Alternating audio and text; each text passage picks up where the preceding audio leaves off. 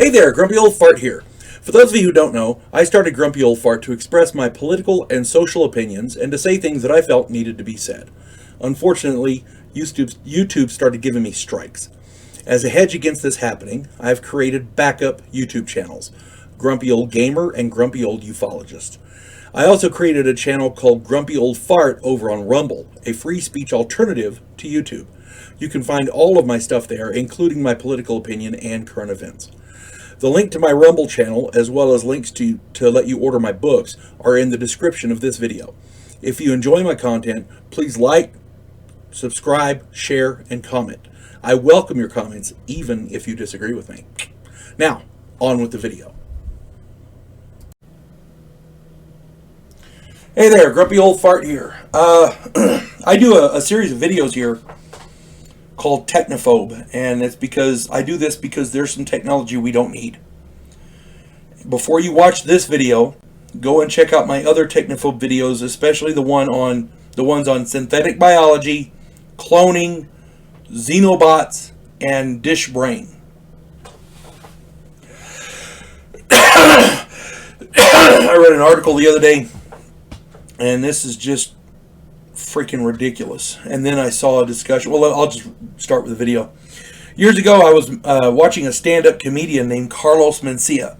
He made a good point when he said, quote, "Women need men because in order to have a baby, women need men to shoot their cum into the woman's vagina."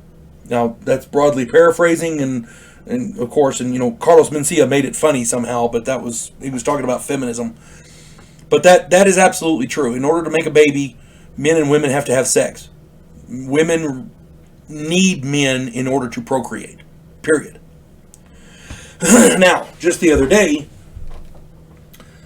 I saw a discussion between a man and a woman. It was some sort of an interview. The woman was making the point that women will no longer need men when the researchers perfect, quote, synthetic sperm. I was horrified. Imagine a woman being impregnated by a substance created in a laboratory. We're not talking about artificial insemination where human sperm is used to impregnate a wife, when they're having problems making a baby, or where a sperm donor is used to give a woman a baby. That's not what we're talking about. That is totally different. What we're talking about here is a scientist in a lab mixing inert chemicals together and then using these chemicals to impregnate a human woman. That is just freaking sick. How is this wrong?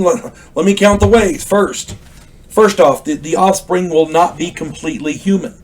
A woman will be raising, we can't really call it a child, can we? I mean, she will give birth to it and it will be an infant, but an infant what? The father is not human. Technically, it has no father. Not even an anonymous one. If you count the maternal gestation, it's at most half human. But even that is questionable. What kind of life form is it? Who knows? What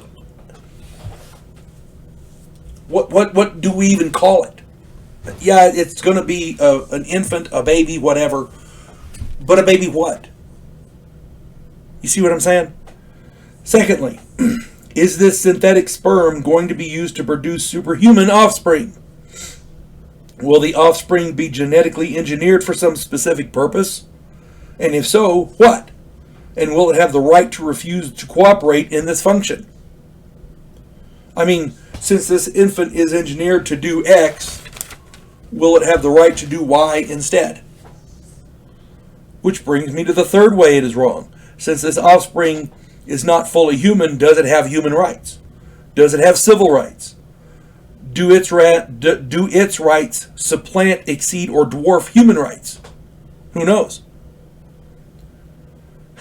Fourth, in perfecting this synthetic sperm, they will have to eventually conduct field tests. What happens to the women this new crap is tested on? What happens if it hurts them or kills them?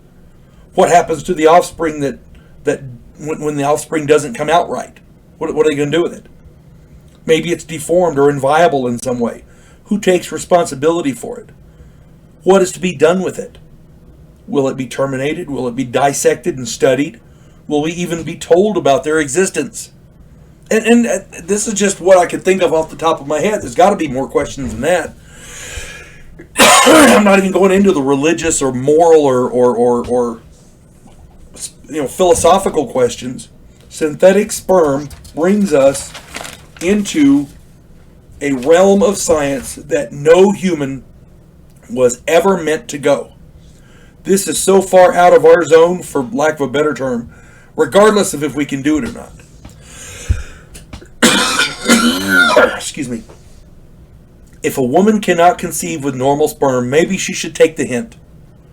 If a woman hates men to the point where she's considering utilizing this synthetic sperm to conceive, maybe instead of a fertility doctor, she needs to be seeing a mental health specialist. Because that's how humans procreate, men and women. That's how it's designed. When our society gets to the point that half of our population is no longer necessary, which is the purpose behind this sick and twisted research, will that half then be stigmatized? Will men be ostracized or sent to work camps? Will we all be simply euthanized? Where does this head? No matter how I work it out in my mind, synthetic sperm leads to no good place. There is no place where this technology goes that is good. Now, I'm good with artificial insemination. A woman is having problems conceiving. They use artificial insemination or some other kind of in vitro fertilization, whatever you want, whatever the situation, and they allow that woman to have a baby. Amen. That's awesome. Science like that I can get behind. I'm not okay with cloning. I can if you're cloning specific body parts, like somebody needs a new liver, and they take the DNA and they grow a new liver for this person, I'm okay with that. But growing an entirely new person from somebody else's DNA, I don't like that. Synthetic robots, I'm not good with. Artificial beings, I'm not good with. This synthetic sperm falls in that realm because what you're creating is not fully human. Lord knows what it is.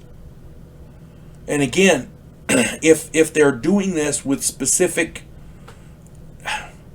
engineering specific outcomes, in other words, that we want this child to be super smart or super strong or super fast or really tough or whatever, they're obviously doing it for a reason.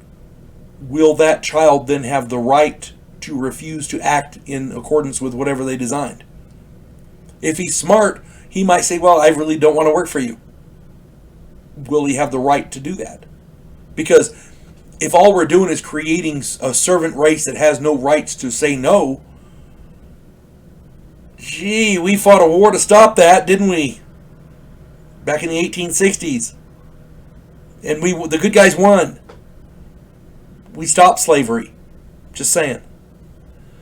And I know this, I'm not trying to preach morals, but there are some lines science should not cross, and I think this is one of them. If you have other ideas or comments, please put them down there. I'll be glad to read them. I hope this finds everybody well. You folks have a good day. God bless one and all.